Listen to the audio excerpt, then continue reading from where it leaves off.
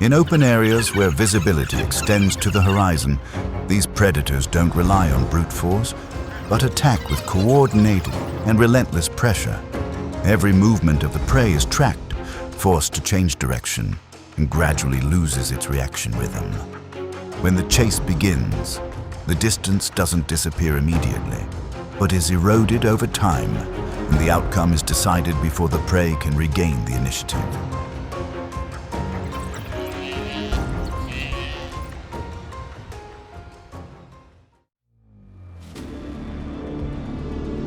African wild dogs live primarily in savanna grasslands, sparse shrublands, and large open forests in East and South Africa. They prefer open terrain where they can observe prey from a distance and organize prolonged chases. Packs often move across vast territories in search of food, water, and to avoid competition from lions or hyenas.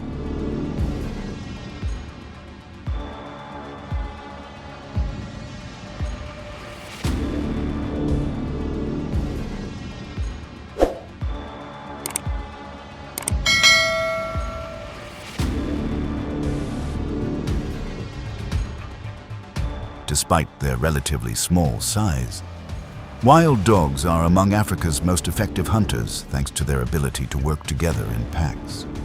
They possess exceptional stamina, maintaining high speeds for extended periods to exhaust their prey. When hunting, the entire pack constantly changes positions, surrounding and cutting off the target's escape route. Discipline, teamwork, and strategy are the most powerful weapons of this predatory species.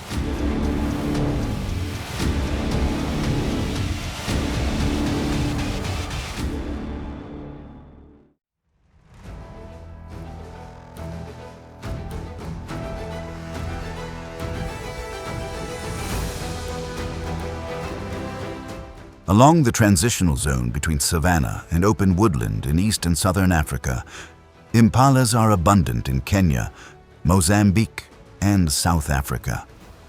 They prefer acacia-covered areas for foraging in the mornings, and then move to open pastures in the evenings. Thus, leaving the shade of trees creates brief, easily tracked moments.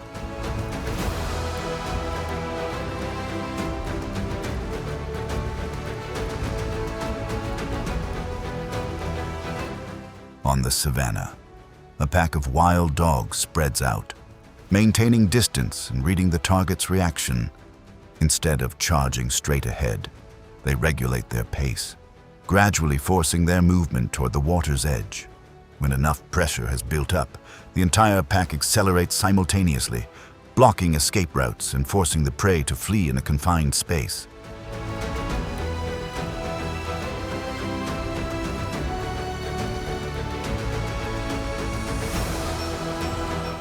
When cornered at the river's edge, the impala hesitates before plunging into the water to widen the distance. At this point, the pack opens an arc.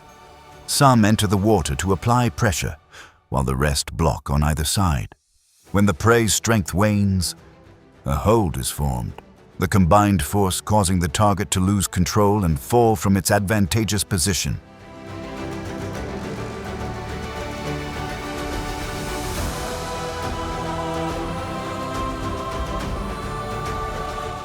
With this hunting style, the difference lies in the coordination and endurance of the entire pack. Once the pace of movement is worn down and escape routes close, the outcome is sealed where the prey has no way to retreat.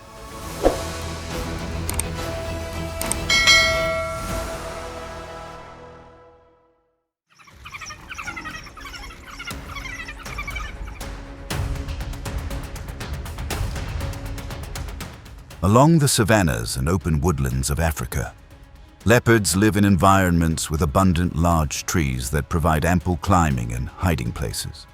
Their ability to drag prey to high altitudes helps them avoid having their food stolen, and also gives them a distinct advantage when facing other predators on the ground, thus requiring caution from any approaching animal.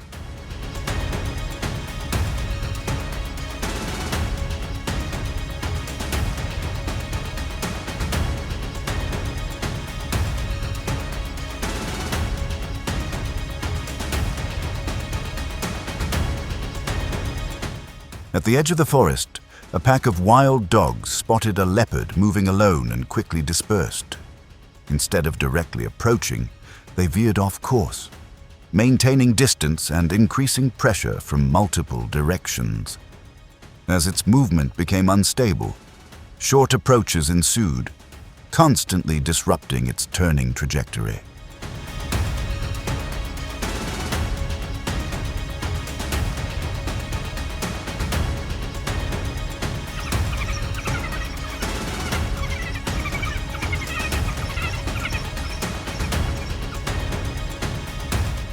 As tension escalated, the leopard tried to hold its position but quickly lost ground to the relentless pursuit of the pack. Cornered, it was forced to climb a tree to escape. Below, the pack continued its coordinated encirclement, demonstrating the strength of a well-coordinated group.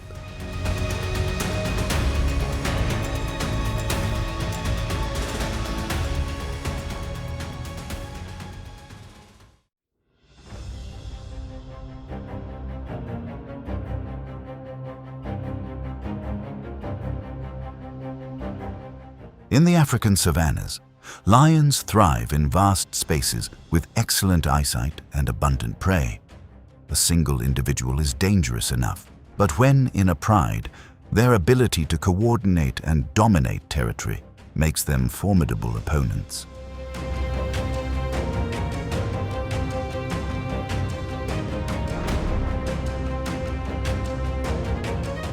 Amidst the low grass, the pack of wild dogs didn't retreat upon encountering the lion. Instead, they dispersed in multiple directions, maintaining distance and observing its reaction. Instead of directly closing in, they moved in an arc, applying pressure from various angles. At the moment, their opponent lost momentum. Short, quick approaches were launched, forcing the lion's direction of movement to constantly change.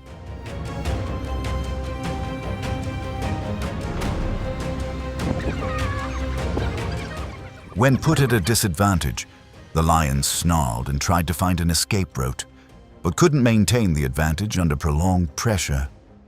The pack of dogs alternated in advancing and retreating, narrowing the area of operation.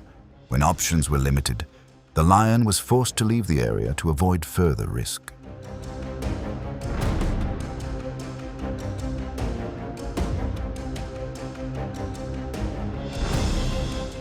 In this type of encounter, the difference doesn't come from individual strength, but from the ability to sustain pressure over time. When space is fragmented and reactions are skewed, the tide quickly turns in favor of the side controlling the pace.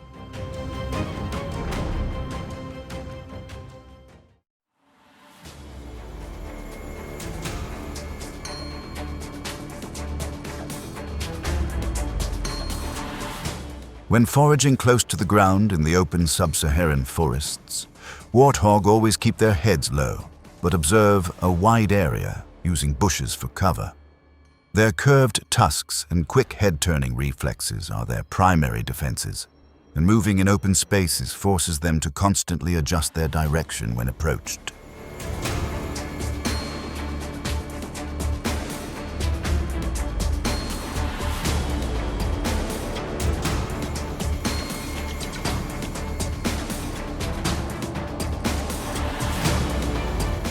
At the edge of the grassland, the pack of wild dogs maintained a steady rhythm, observing the warthog's reaction step by step. Instead of charging straight, they constantly changed direction to disrupt it. As soon as the prey's turning speed slowed, short, cyclical approaches occurred, forcing the warthog into a defensive position.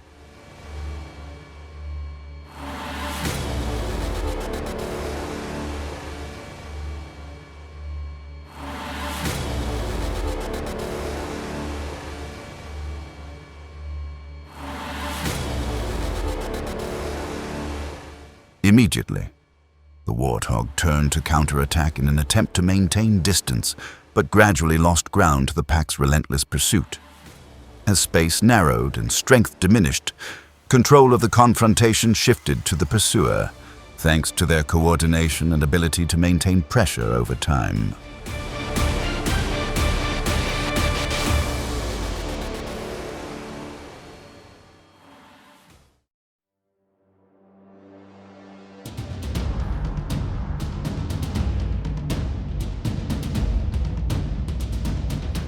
In the Serengeti, wildebeest migrate seasonally during the monsoon season, forming massive migration streams across the open steppes.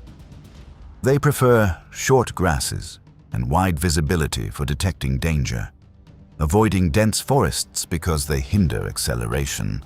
Therefore, when their density is high, even a small deviation is enough to create gaps in the protective structure.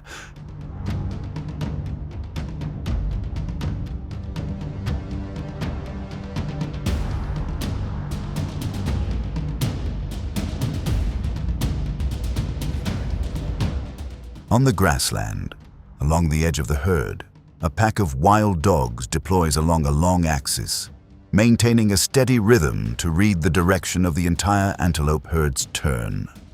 They don't approach directly, but constantly cut corners, forcing the target group to change direction. When a young animal breaks away, the pack accelerates, attacking its weak point and dragging it out of the protective circle.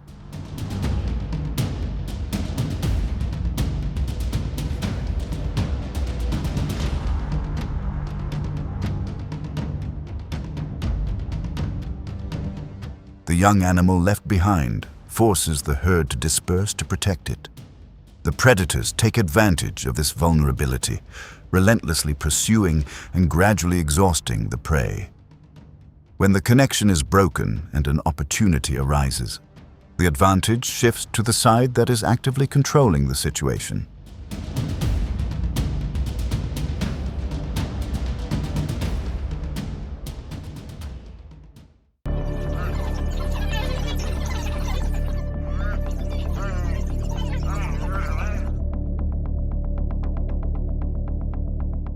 Endurance is what allows oryx to survive in the harsh desert and semi-desert regions where many other species cannot thrive.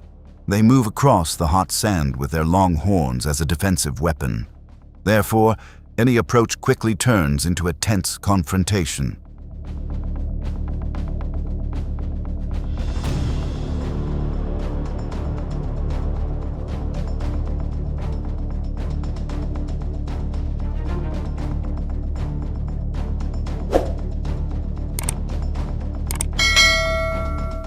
On the open sand, the pack of wild dogs didn't charge directly but kept their distance, constantly monitoring the oryx's reaction from every angle. They shifted positions and maneuvered continuously to force it to turn defensively.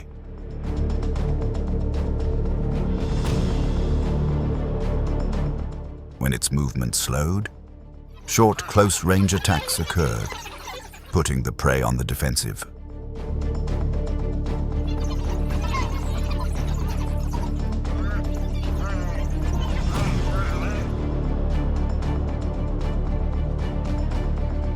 Under the heat and the long run, the oryx's stamina gradually diminished.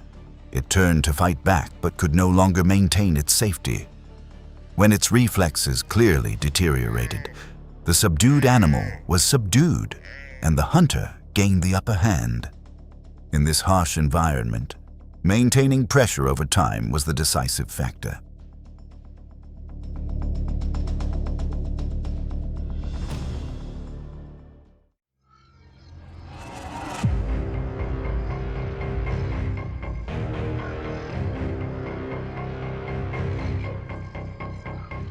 Amidst the vast, dry grasslands near water sources, wild buffalo move in large herds, relying on strength and solidarity for self-defense.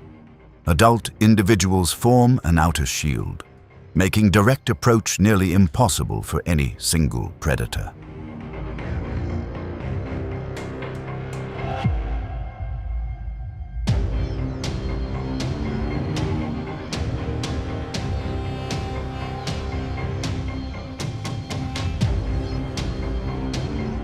Following the edge of the herd, the pack of wild dogs maintained their distance and observed the buffaloes, Instead of charging in immediately, they constantly change direction to disrupt the herd, forcing them to turn defensively.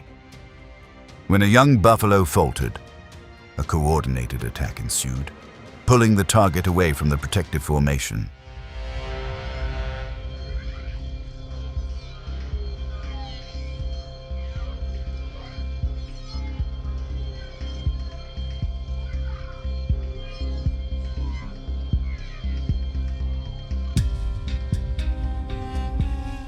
Immediately afterward, the herd became disordered as individuals returned to provide support but failed to maintain formation. The pack of dogs took turns chasing, wearing down the buffalo's strength when the distance could no longer be maintained. A subduing maneuver occurred, and the young buffalo collapsed, confirming that the collective strategy had determined the outcome.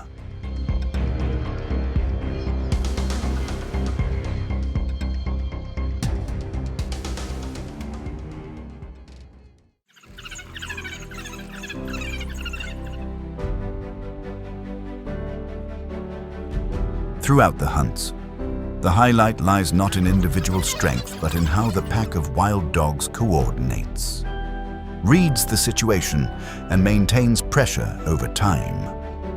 The key isn't who's faster or bigger, but who controls the pace of movement and forces the opponent into making mistakes. And when the prey loses the initiative, the outcome is almost decided before it can escape.